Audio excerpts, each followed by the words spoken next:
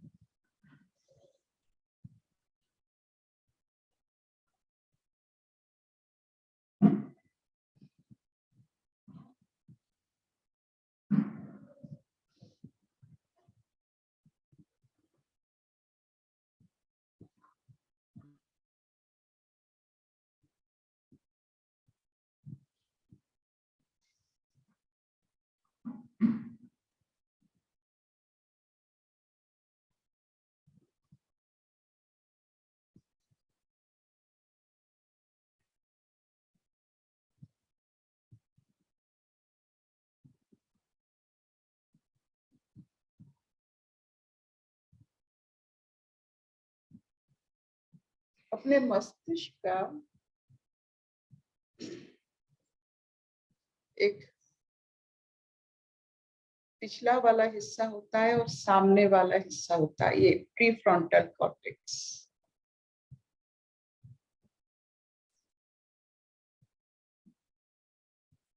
जब खून ज्यादातर ये सामने वाले हिस्से को आता है, प्रीफ्रंटल कॉर्टेक्स, जो भाव अनुभूति होता है वो आध्यात्मिकता है, मतलब आसक्तिहीन अवस्था, माइंडफुलनेस, संपूर्ण अवस्था। तो ये ओंकार नाद से अ से जब म तक हम पहुंचते हैं, म में हमारा सब स्नायु जागृत होता है।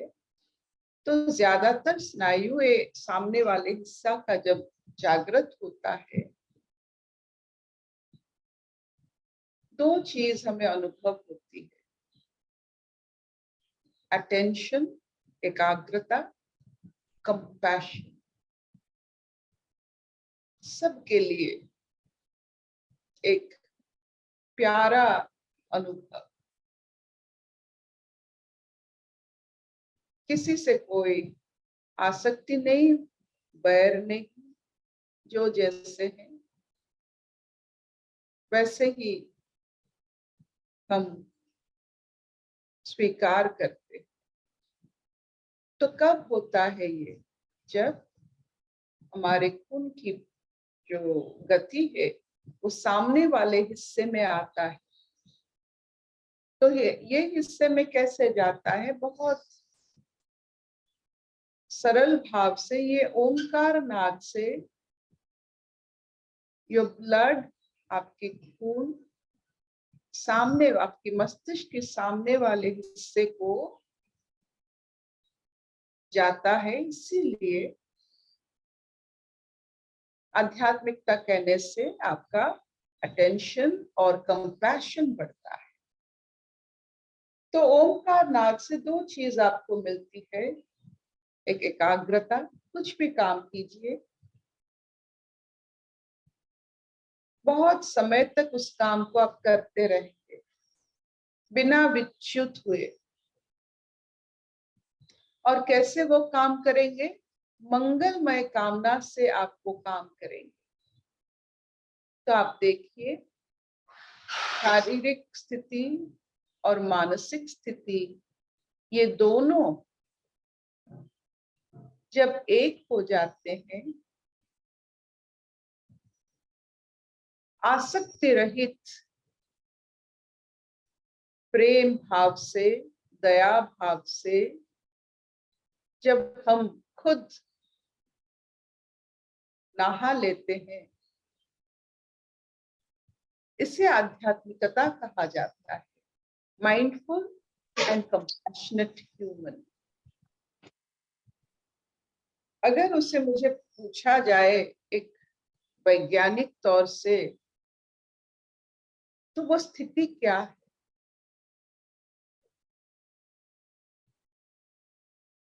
वो ऐसा स्थिति है, मंगलमय कामना के साथ जब हम कर्म करते हैं, वो आध्यात्मिकता है।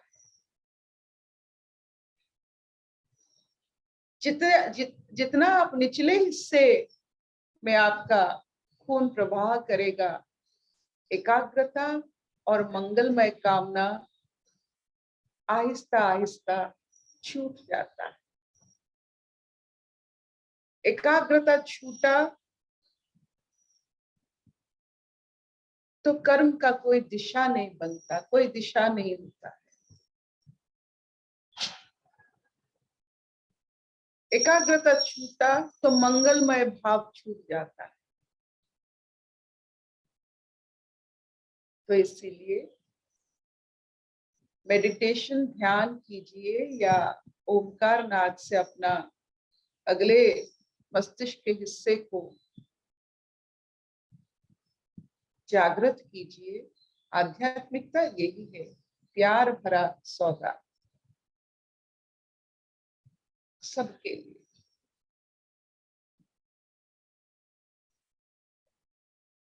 तो आज पढ़ते हैं सांख्य योग।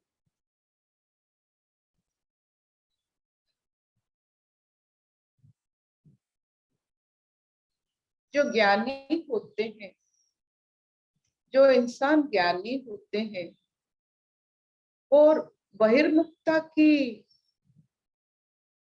जो जितना समय वो बहिर्मुखता में रहते हैं, एक्सटर्नल वर्ल्ड से जुड़े हुए रहते हैं, उस एक्सटर्नल वर्ल्ड या जो बाहर की दुनिया है, उसके लिए उनका रवैया कैसा होता है?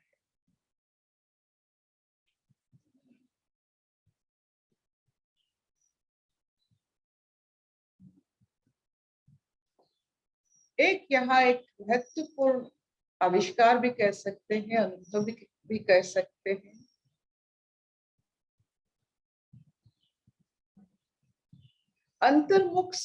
अंतर्मुखता में द्वंद नहीं होता है,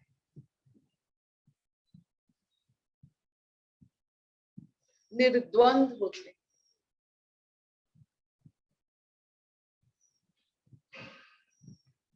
बहिर्मुखता में अज्ञान के कारण द्वंद रहता है,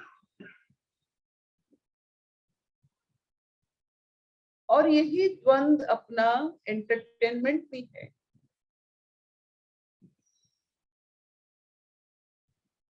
मन का जैसे खेल है द्वंद बनाना। जब बचपन में हम कोई भी इम्तिहान देते थे, हम पत्तों के साथ खेल के करते थे, पास फेल पास फेल, ये द्वंद है। ये कौन बनाया इस खेल को? मन बनाया, मनोरंजन के लिए। हमें पता नहीं चलता है, द्वंद सृष्टि करके हम मनोरंजन करते करते उसी से कैसे आबद्ध हो जाते हैं। चारों तरफ इस मन हमें लपेट लेता है आग जैसा, और एक बार आग के लपेट में आए या मन के लपेट में आए,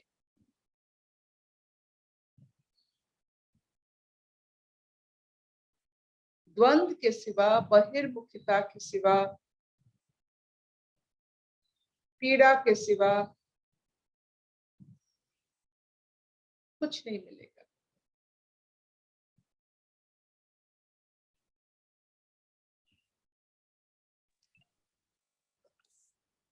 जो भी द्वंद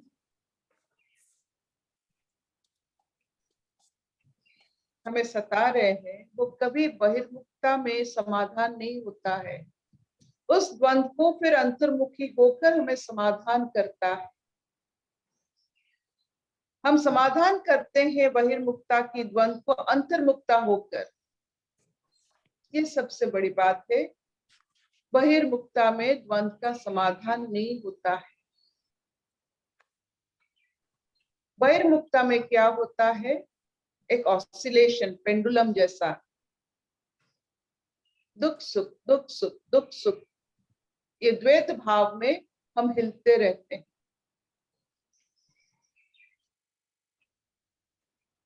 ये जो द्वैत भाव हर समय मन बनाता है, ये द्वैत भाव शरीर नहीं बना सकता है, चेतना कभी नहीं इसमें हिस्सा लेता है, सिर्फ मन का यह अभ्यास।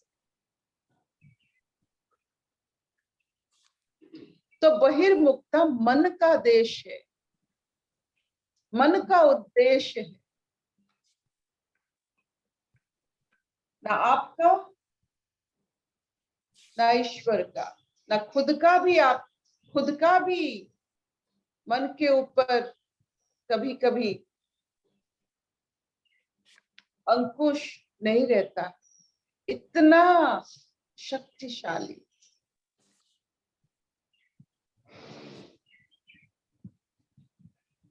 तो ये जो ज्ञानी सुलझे हुए अनासक्त भाव से बहिर्मुखता में अपने क्रीड़ा करते हैं, वो बहिर्मुखता को बहिर्मुखता की उद्देश्य से देखते हैं और वो क्या मानते हैं कि बहिर्मुखता में द्वंद रहता है। तो आपकी शत्रु की आप अगर घर जान लेते हैं तो आपको पहचान हो जाता है कि आप शत्रु के इलाके में आप पहुंचे हैं। तो अगर आप में द्वंद हुआ, इसका मतलब है आप संपूर्ण बहिर्मुखता में आपको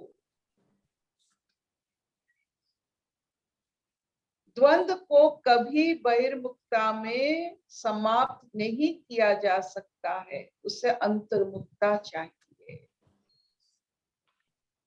जब मन में द्वंद पैदा होता है तब आप शांत हो जाइए, बी माइंडफुल, एकाग्रत, मंगलमय कामना में आ जाए। एकाग्रत चेतना में और मंगलमय कामना में जब आप आते हो, बहिर्मुखता से मुक्त होकर आप अंतर्मुखता में जब आते हो, वो द्वंद छूट जाता है। अंतर्मुखता में द्वंद कभी नहीं रहता है। एकाग्र भाव और मंगलमय कामना से हर द्वंद मिट जाता है। तो एकाग्र भाव कहीं भी आ सकता है, अपने कर्म में, अपने भक्ति में, अपने समाज कल्याण भाव में, अपने ईश्वर भाव में। एकाग्रता और मंगलमय कामना की जो जोड़ी होता है, वो कोई भी द्वंद को समाप्त कर सकता है। एक चुटकी समय में, थोड़ा सा मुहूर्त में, वो बहिर्मुखता से अंतर्मुखता को सिर्फ एकाग्रता और मंगलमय कामना ही आपको रक्षा कर सकता है। तो सबसे हमें अगर कुछ सबसे अच्छा मालूम होता है, अपने हाथों से बनाया हुआ, जब हम अपने ये उंगलियां व्यवहार करते हैं, ये हाथ व्यवहार करने से एकाग्रता आता है। क्योंकि जहां हाथ रहता है वहां आंख रहता है, जहां आंख रहता है वहां मन रहता है, जहां मन रहता है वहां रस निकलता है। तो हाथों का कर्म से, आपकी उंगलियों की चलन से आप आध्यात्मिक भाव को पहचान सकते हो। जैसे कबीर को देखिए, जो उंगली चलाना जानते हैं, इसीलिए कराग्रे वसते लक्ष्मी, लक्ष्य एकाग्रता। जहां हस्त रहता है वहां आपकी मन रहेगा ही रहेगा। तो हाथों के कर्म में बहुत आध्यात्मिकता है। तो आप देखिए, हस्तों के कर्म में अगर मंगलमय कामना से आप हाथों से कुछ करते हो, लिखते हो, बनाते हो, ये एक आध्यात्मिक चेतना जागृत करता है। बहिर्मुखता से मुक्ति हो जाती है, अंतर्मुखता हस्तकर्म से निखर उठती है। पेंटर को देखिए, लेखक को देखिए, शिक्षक को देखिए, हमारे समाज में सब हस्तकर्म ही कर रहे हैं। It is a meditative state. जो समाज में जितना हस्तकर्म होता है, हमारा उत्कल या उड़ीसा एक उत्कृष्ट राज्य है, क्योंकि यहाँ बहुत हस्तकर्म होता है, इसीलिए ये अभी तक शांत प्रदेश है। यहाँ कोणार्क है या फिलिग्री है, या हस्तकर्म बहुत होता है। इतने सारी सब जो साड़ियां बनते हैं, हैंडलूम साड़ियां, सब उड़ीसा से बनते, इसीलिए ये बहुत शांति प्रिय प्रदेश होते हैं। हस्तकर्म करने वाले मेडिटेटिव होते हैं, निर्द्वंद होते हैं। Very easy meditation if you are working with your fingers. तो आज का ये जो सांख्य योग है, पढ़ते हैं।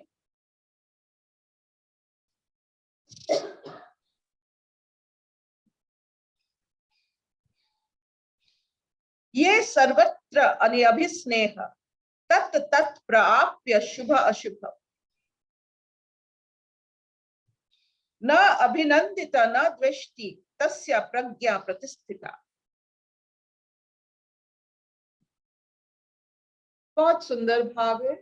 बहिर्मुखता में जो द्वंद्व नहीं समझते हैं, द्वंद्व को अपना पूंजी नहीं मानते, द्वंद्व को अपना अर्थ नहीं मानते हैं, द्वंद्व से अपने आप को महफूज रखते हैं, यही ज्ञानी का निशानी। द्वंद्व आया, वो जानते हैं थोड़ा बहुत कि वो बहुत दूर निकल आए हैं अपने स्वरूप से, अपने अंतर्मुखता से, अपने एकाग्रता से, अपने मंगलमय कामना से थोड़ा बहुत दूर आ गए, जहां ये दिखता नहीं है। अंतर्मुखता जब आपका पास की भाव हो, कभी भी आप अंतर्मुखता में जा सकते हो, तब जाकर बहिर्मुखता में लिप्त रहिए। जितना अंतर्मुखता में आप रहते हो, उतना बहिर्मुखता में आप कर्म कर सकते हो बिना द्वंद्व के, उसका असर रहता है।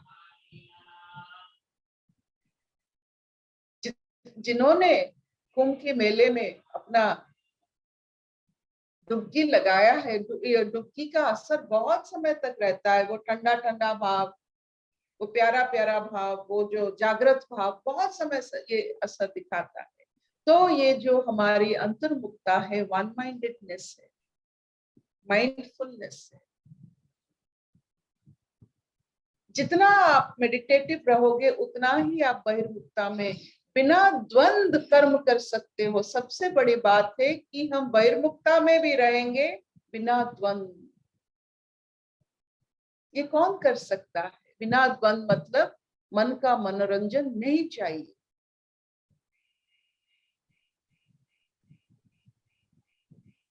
मन से मनोरंजन जब जो पैदा करते हैं, वो जानना चाहिए कि वो आग से खेल रहे हैं। ज्यादा मनोरंजन अगर आपने मन से लिया, तो आप मन के लपेट में आ गए। अंतर्मुखता में जाना बहुत मुश्किल होगा जो मन में रहते हैं। और सबसे बड़ी इजीएस्ट वे, सहज उपाय है, हस्तकर्म शुरू कर दीजिए। Start working with your fingers. They will help you for अंतर्मुखता।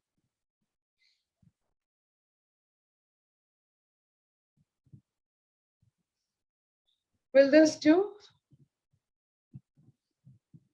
ये चलेगा? चलेगा जी दीदी। जी दीदी चलेगा। चलेगा। Abhimanyu, will this do? हाँ हाँ बहुत बढ़िया। এইটা ये जो जथा हस्त तथा दृष्टि, ये बहुत बहुत प्रैक्टिकल 4 लाइन है जो बहुत ही योगियों को फायदा किया है। बहुत। आपका मन अगर द्वंद में बहुत आ रहा है, हस्तकर्म शुरू कर दीजिए। बहुत यथा हस्तो तथा दृष्टि।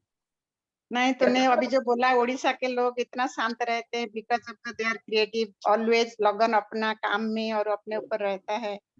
मैंने मैंने इस तरीका से ये लाइन कभी सोचा नहीं था।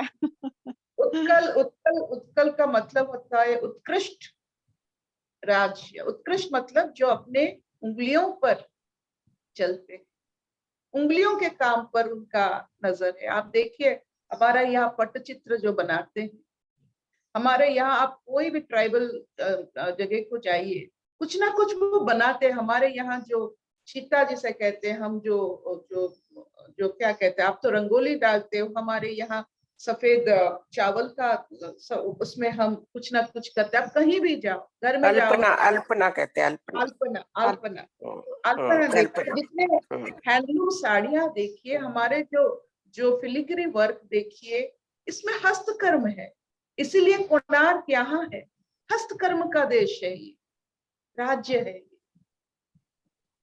तो हमें हमारे यहाँ बहुत अमीर नहीं है हम, लेकिन कारीगरी आता है, कौशल आता है।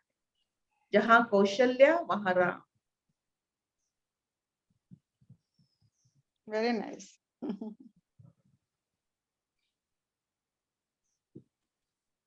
असतो मा सद्गमय तमसो मा ज्योतिर्गमय मृत्युर्मा अमृतंगमय। सर्वे सुखिनः सन्तु सर्वे सन्तु निरामया सर्वे भद्राणि पश्यन्तु मा कश्चित् दुःखभाग् भवेत्। ओम शांति शांति शांति। So this finishes the class which teaches us कि बहिर्मुखता में जाने के लिए अंतर्मुखता में जाना पड़ता है, ताकि बहिर्मुखता का असर आप पर ना हो। जैसे पहाड़ में चढ़ के देखता है, उसके लिए घास और बड़ा पेड़ भी एक ही जैसा दिखता है। तो ऊंचाई से मतलब आपकी ऊंचाई से, आपका ऊंचाई सिर्फ आपका कद पहचान जाता है जब आप जितने डूबे हुए, जितने आनंद स्वरूप में डूबे हुए इंसान का ऊंचाई बहुत है। जिसके पास जितना आनंद, वो उतना ऊंचा इंसान।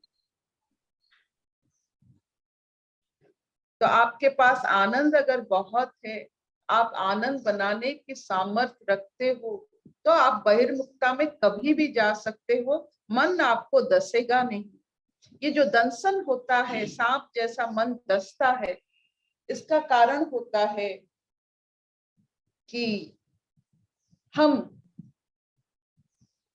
अंतर्मुखता आनंद में, ये आनंद जैसा हर दंसन का एक दवा होता है।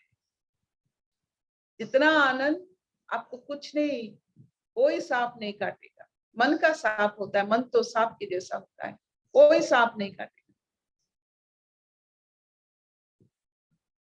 चलेगा? जी दीदी चलेगा।